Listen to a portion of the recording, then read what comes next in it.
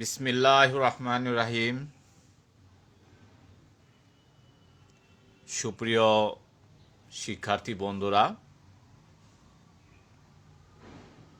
এই মুহূর্তে যারা লাইভ ক্লাসে সংযুক্ত আছো এবং পরবর্তীতে যারা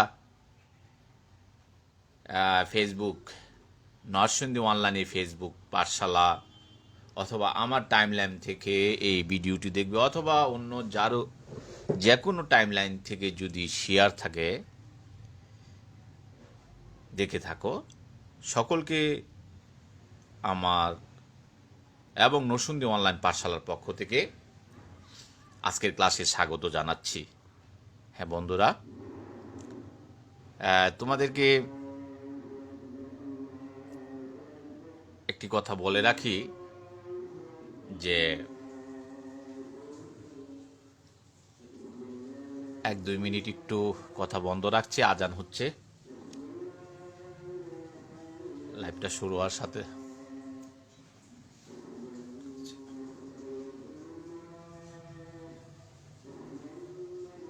হ্যাঁ বন্ধুরা, আমরা যেটি বলছিলাম সেটি হলো যে এই নরসিংদী অনলাইন পাঠশালা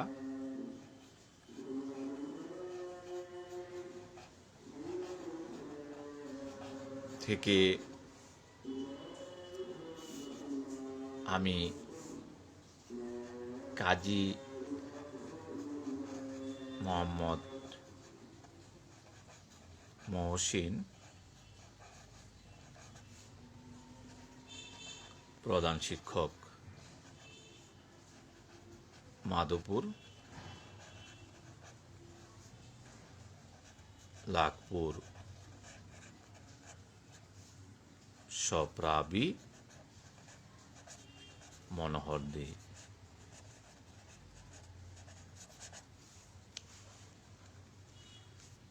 নরসিংদী।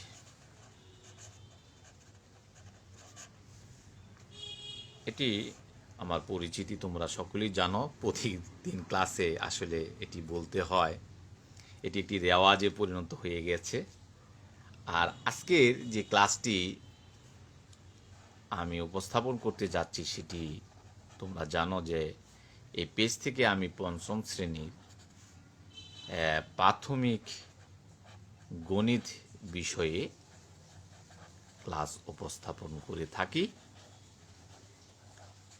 এবং আমি মূলত গণিত বিষয়টি উপস্থাপন করছি বিভিন্ন পেজে। অন্য বিষয়গুলি নাই বললেই চলে। আমার কাছে গণিত খুব ভালো লাগে, তাই আমি গণিত বিষয়টি উপস্থাপন করে থাকি। হ্যাঁ, ভবিষ্যতে আগামী বছর যদি এরকম অনলাইন ক্লাস চালু থাকে, আমি অবশ্যই অন্য বিষয়গুলো নেব, সেটি সিদ্ধান্ত নিয়েছি। তো বন্ধুরা, এগুলো মানে যে কারণে বলছি যে তোমরা যারা অনলাইন ক্লাস দেখো, তোমাদেরকে একটি বিষয় বলে রাখি যে তোমরা সকল শিক্ষকের ক্লাসগুলি ফলো করবে। এতে যেটি হবে, তুমি এই অনলাইন ক্লাস করার সুবাদে বাংলাদেশের বিভিন্ন অঞ্চলের শিক্ষকদের ক্লাস কিন্তু কি উপভোগ করতে পারছো। উপভোগ তো বলবো না, উপভোগ তো অন্য একটি বিষয়, অর্থাৎ তুমি এই ক্লাসগুলো ফলো করতে পারছো। এটি তোমার জন্য আমি মনে করি একটি বিরাট পাওয়া। ফলে এই সুযোগকে হাতছাড়া করা কোনোভাবেই উচিত না আমি মনে করি। তো আমরা গত ক্লাসটি কি নিয়েছিলাম সেটি কি মনে আছে? আমরা অধ্যায় 12 যে সময় অধ্যায়, আমরা ক্যালেন্ডার নিয়ে ক্লাস নিয়েছিলাম। আজকের যে পাঠটি হবে সেটি হবে হলো আমাদের অধিবর্ষ,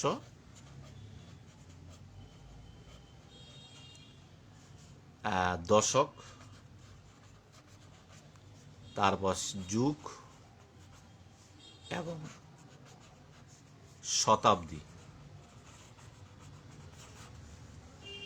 শতাব্দী পৃষ্ঠা হলো আমাদের 136 পেজ। আজকে তারিখ হলো আজকে 11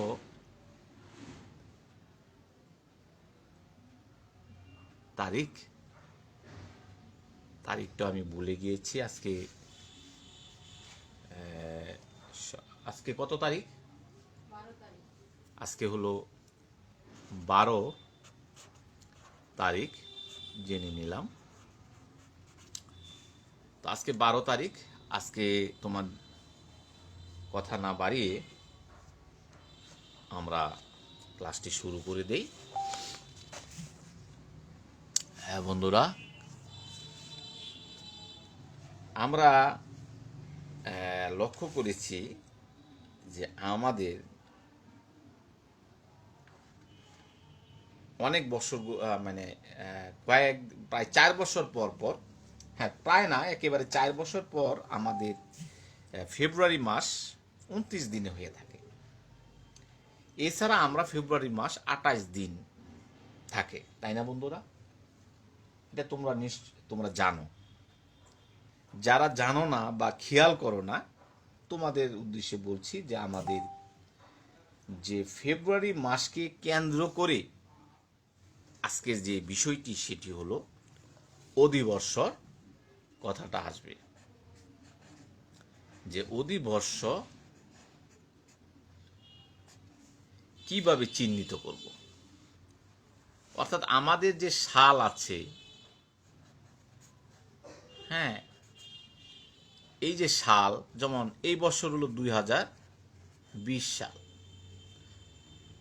তার পূর্বের ছিল 2019 সাল, 2018 সাল, তাই না বন্ধুরা? এখন এই কোন সালটি অধিবর্ষর কিনা এবং সেই সালের ফেব্রুয়ারি মাস 29 দিনে কিনা, সেটি একটি গাণিতিক প্রক্রিয়ার মাধ্যমে, গাণিতিক একটি কৌশলের মাধ্যমে আমরা এটি জানতে পারি। কিভাবে জানতে পারি? এখানে দুটি বিষয় তোমাদেরকে মনে রাখতে হবে। এটাকে আমাদের খ্রিস্টীয় সাল বলা হয়, অর্থাৎ এই 2020 খ্রিস্টাব্দ আমরা বলে থাকি। আমরা অনেকে 2020 ইং লিখি, ইং কিন্তু লেখা যাবে না, এটা খ্রিস্টীয় সাল। এবং এটি যদি 4 দ্বারা বিভাজ্য বছরকে আমরা 4 দ্বারা বিভাজ্য বছরকে আমরা অধিবর্ষ বলি, অধিবর্ষ বলি বা বলা হয় বন্ধুরা। এটি একটি বিষয়। তবে যদি কোনো কারণে একক ও দশক স্থানে, অর্থাৎ এই খ্রিস্টীয় সালের এই খ্রিস্টীয়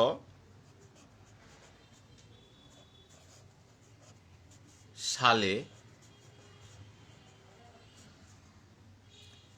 একক ও দশক স্থানে যদি দুটি শূন্য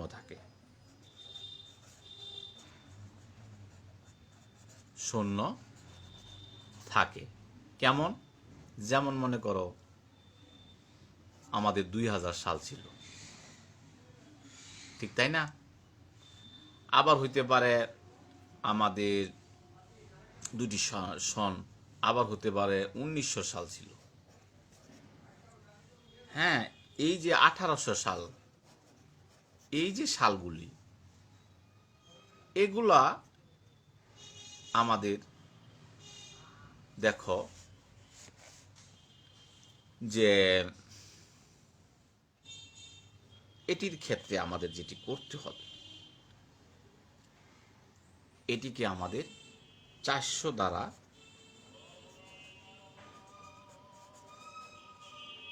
বিভাজ্য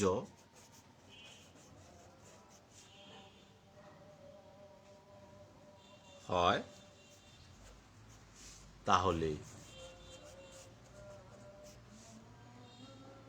তাহলে ওই সালকে আমরা অধিবর্ষ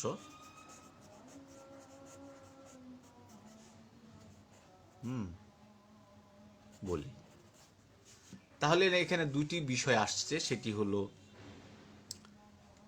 সরাসরি 4 দিয়ে বিভাজ্য, আর যখন আমাদের এই একক এবং দশক স্থানটি যদি দুটি শূন্য থাকে, তাহলে আমরা সেই সালটিকে বলবো অধিবর্ষর। এই হলো আমাদের অধিবর্ষর চিহ্নিত করার এই পদ্ধতি। তোমাদের মনে রাখলে তুমি সহজেই বুঝতে পারবে যে এই অধিবর্ষর যে এই সালটি হবে সেটি ফেব্রুয়ারি মাস কি একদিন বেশি হয়ে, আমরা যেটি সাধারণত দেখে থাকি যে আমাদের ফেব্রুয়ারি মাসগুলি কি, আমাদের ফেব্রুয়ারি মাসগুলি 28 দিনে হয়ে থাকে। যেমন আমরা এখানে লক্ষ্য করি, এই যে লক্ষ্য করছো একটি 2019 সালের, তার ফেব্রুয়ারি মাস দেখো 28 দিনে, দেখতে পাচ্ছ নিশ্চয়ই। হ্যাঁ, একটু মনে ক্লিয়ার না, এই 28 দিনে, এটি 19 সালের। আবার যদি তোমাদেরকে আমি 2020 সালের একটি ক্যালেন্ডার নিয়ে আসি, তখন বা তুমি তোমার বাসায় যে ক্যালেন্ডার আছে তুমি সেটি দেখো সেখানে এই 2020 সাল কিন্তু 29 দিনে তার ফেব্রুয়ারি মাস ছিল, তাই না বন্ধুরা? মজার বিষয় হলো, তোমাদের যদি কারো ভাই বা বোন এই 29 তারিখ, এই বছরে 29 তারিখ হয়ে থাকে, তার কিন্তু প্রতি বছর জন্মদিন পালন করতে পারবে না। কি বলো বন্ধুরা? হ্যাঁ, আচ্ছা, হ্যাঁ।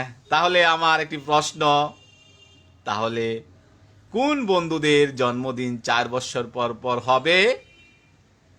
যে বন্ধুরা তার ফেব্রুয়ারি মাসের 29 তারিখে হয়েছিল, সে সকল বন্ধুদের জন্মদিন পালন করা হয়ে থাকবে প্রতি 4 বছর পর পর, তাই না বন্ধুরা? হ্যাঁ বন্ধুরা, আমরা তো অধিবর্ষর বিষয়টি আশা করি তোমরা এখন থেকে বুঝতে পারবে যে অ্যাকচুয়ালি অধিবর্ষর কিভাবে আমাদের চিহ্নিত করতে হয়। হ্যাঁ বন্ধুরা, এখানে যে প্রশ্নটি তোমাদের থাকবে সেটি হলো, হ্যাঁ মনে করো যে 1918 সালের ফেব্রুয়ারি মাস কত দিনে ছিল, এমন একটি প্রশ্ন তোমার সামনে উপস্থিত। ফেব্রুয়ারি মাস কত দিনে, তখন তোমাকে যেটি করতে হবে, ওই যে নিয়ম, যেহেতু এটার একক এবং দশক স্থানে কি নেই, শূন্য নেই, সেহেতু 4 দ্বারা আমরা দেখব এটি বিভাজ্য হয় কি না। 4 7 28, 3 8, 4 8 32, 4 9 36। দেখো এটি বিভাজ্য হয়নি, তাহলে তার ফেব্রুয়ারি মাস কত দিনে হবে? 28 দিনে। আমরা অতএব লিখব 1918 সালের ফেব্রুয়ারি মাস ছিল 28 দিনে। এই তো এভাবে আমরা অধিবর্ষর বিষয়টি আমরা আয়ত্ত করতে পারি বন্ধুরা।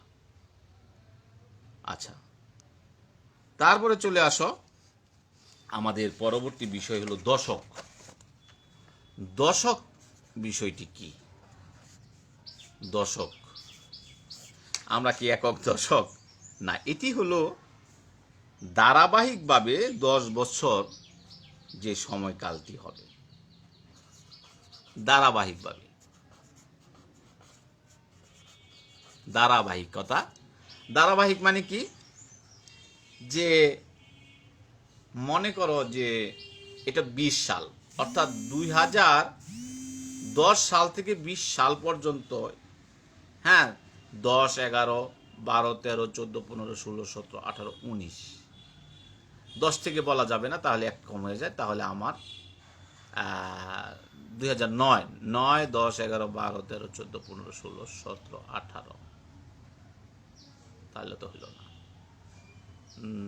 20, 10, 11, 12, 13, 14, 15, 16, 17, 18, 19, 20, অর্থাৎ 2011 সাল থেকে আমাদের 2020 সাল পর্যন্ত যে সময়কাল থাকে আমরা বলবো এক দশক।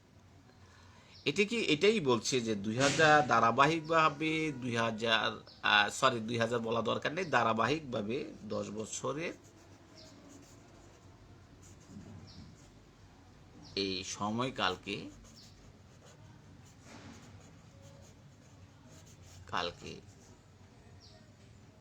বলা হয় এক দশক।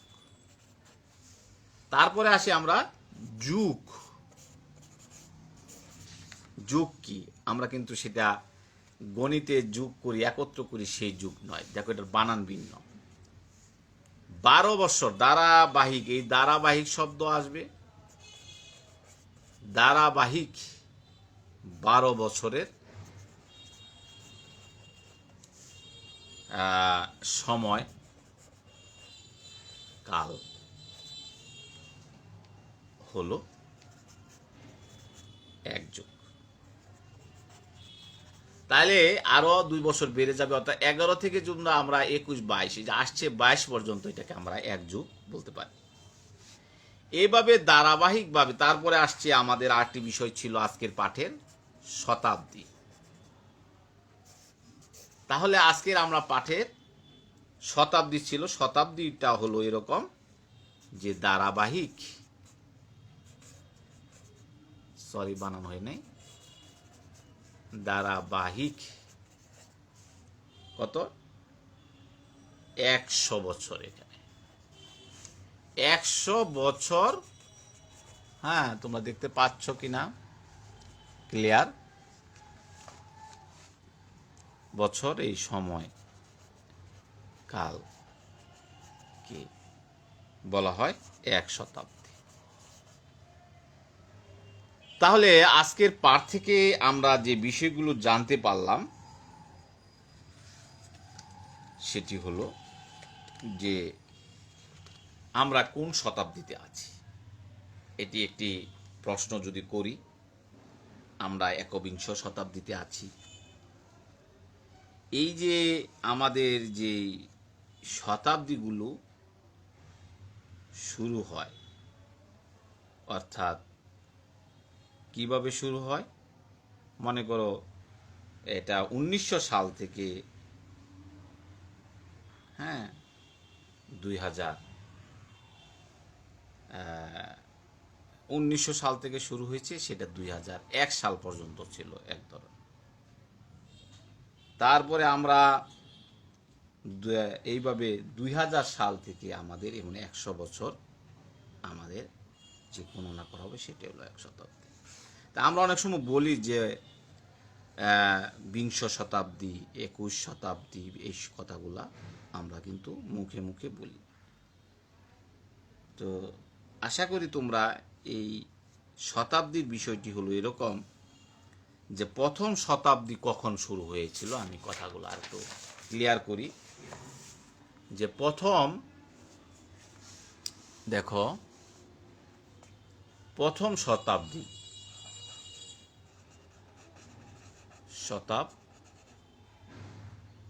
হলো ছিল 1 থেকে 100, যে সালটি ছিল খ্রিস্টাব্দ এই। তারপরে দ্বিতীয় শতাব্দী ছিল আমাদের 101 থেকে কত হবে 200। তৃতীয় শতাব্দী ছিল 201 থেকে 300। হ্যাঁ, এভাবে আমরা যদি চলে যাই গ্যাপ দিয়ে 1800 শতাব্দীতে যদি চলে যাই, তাহলে যেটি বলছি এটি একটি সবচেয়ে সহজ একটি উপায় হলো কি বলছি 1800। যখন 1800 শতাব্দী বলছি তখন এর আগের যে শতকটি 1701 থেকে হিসাব করে তুমি 1800 লিখবা, তাহলে সহজে বুঝে ফেলবা।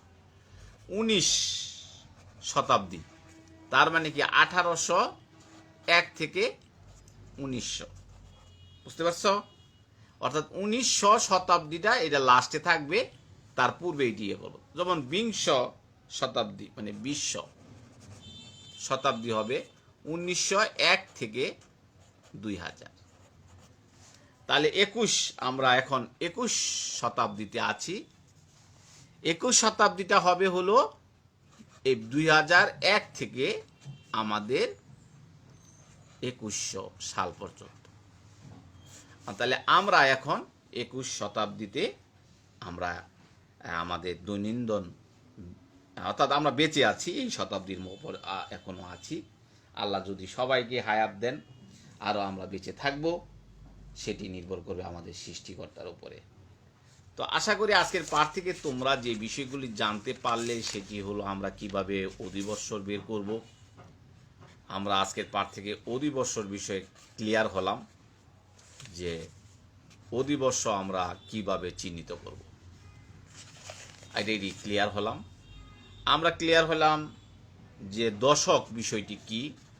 এক দশক বলতে বোঝায় ধারাবাহিকভাবে 10 বছর, যেহেতু দশক মানে দশক। তারপরে আমরা জানতে পারলাম যুগ মানে হলো এটার সাথে 12, ধারাবাহিক 12।